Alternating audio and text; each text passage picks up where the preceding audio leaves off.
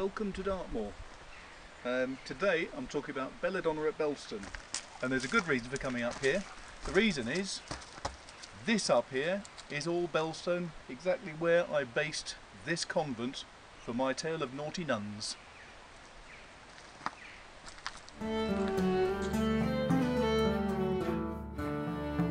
So home she's run with her eyes all full of tears. What is it that ails you, my little daughter dear? Hello again. So why have I brought you out here to the wilds of Dartmoor?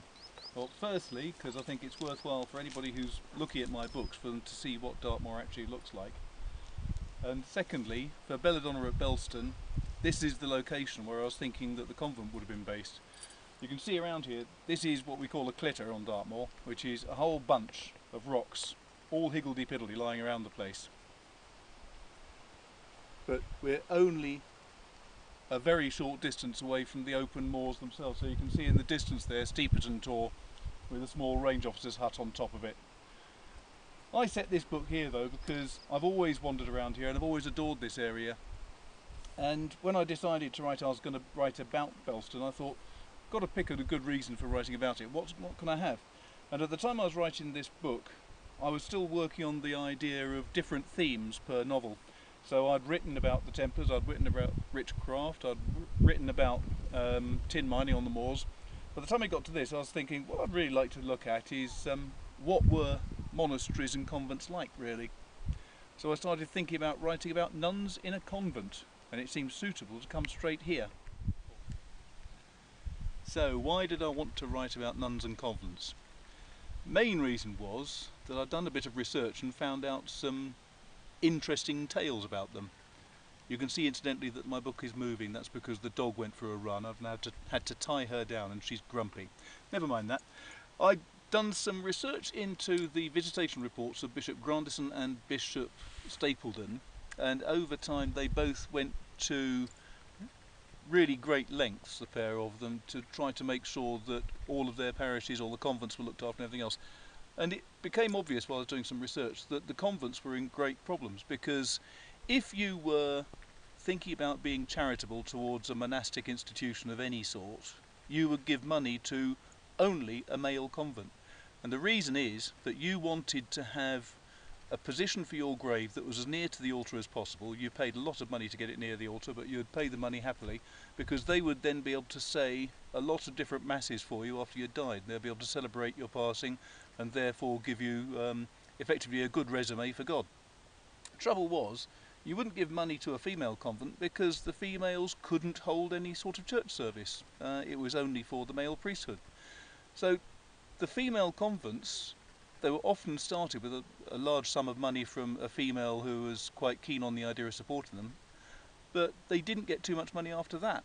So there was a lot of them, as I discovered from the Stapledon reports, particularly into Colleton I think it was, where the tiles were all falling off the roofs and the rain was pouring in through the church, not only the convent's quarters for the nuns. And there are all sorts of horrible cases of severe misbehaviour.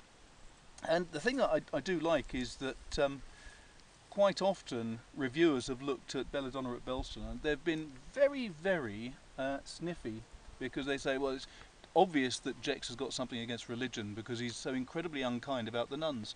Almost every single case of nuns misbehaving in this are culled from Grandison's and Stapledon's reports. I didn't make them up, it's great. But it did give me the incentive for writing about nuns. Pardon me for 1 minute. Berry, sit. Because when you've got all of those wonderful examples being handed to you on a plate, it makes it very difficult not to write about them. But what I didn't want to do was write about an existing convent, because I thought that would be a bit unkind, because I would be making up stories about murder and other things about people who had really lived. So I thought what I'd better do is, like I did with Squire Throwley's heir, I'd better invent somewhere. So I thought, well, where could I invent a really nice location? They'd have to have good running water. You could probably hear the river down there. They'd have to have access to lots of fresh air. It'd have to be a place where people would want to have some nuns living. And I thought, this is absolutely perfect. Belstone for many years has had a reputation of harbouring witches, which I think is wonderful. I've got to do more research into that. But there's supposed to have been a witches coven that lived here through many centuries.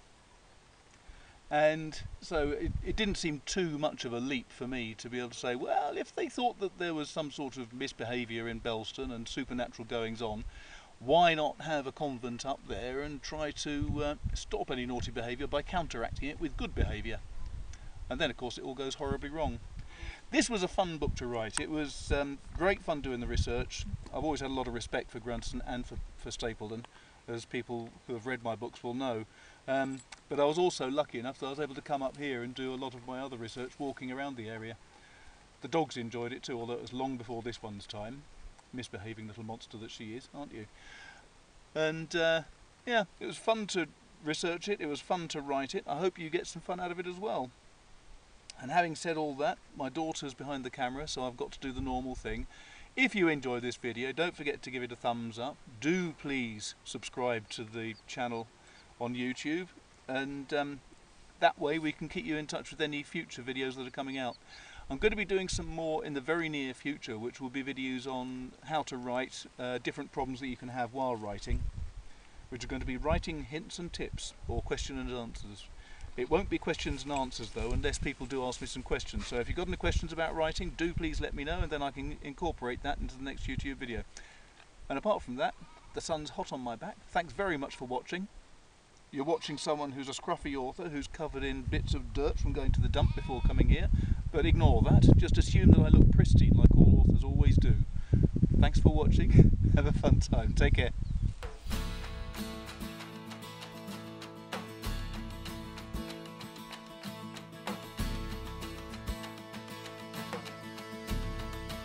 A little while ago I did a question and answer video, which was quite fun.